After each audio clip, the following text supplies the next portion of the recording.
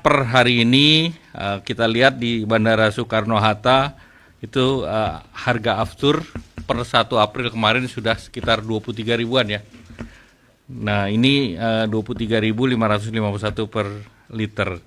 Nah kenaikan harga aftur ini tentu mempengaruhi struktur biaya operasional dari maskapai nasional, di mana harga aftur itu berkontribusi terhadap 40% dari biaya operasional pesawat.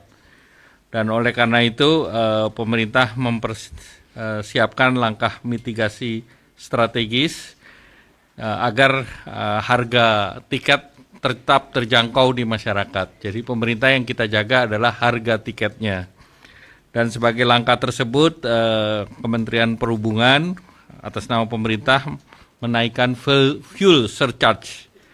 Itu fuel surcharge kemarin sudah naik 10%, sehingga berbasis daripada angka batas atas tarif di tahun 2019.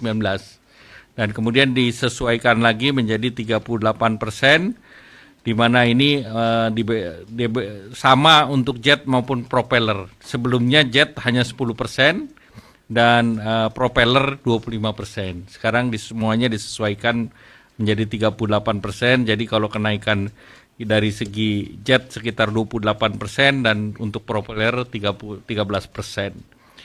Nah, untuk menjaga kenaikan harga tiket domestik agar tetap terjangkau oleh masyarakat, maka pemerintah menjaga kenaikan harga tiket hanya di kisaran 9-13%. Jadi harga tiket di kisaran 9-13% dengan langkah-langkah sebagai berikut. Yang pertama, PPN ditanggung pemerintah, itu 11% untuk tiket angkutan udara niaga berjadwal di dalam negeri, kelas ekonomi. Nah, dengan perhitungan tersebut, jumlah subsidi yang kita berikan oleh pemerintah itu sekitar 1,3 triliun rupiah. Nah, per bulannya. Jadi kalau kita persiapkan untuk 2 bulan, maka ini 2,6 triliun agar harga tiket naiknya maksimum di 9-13%.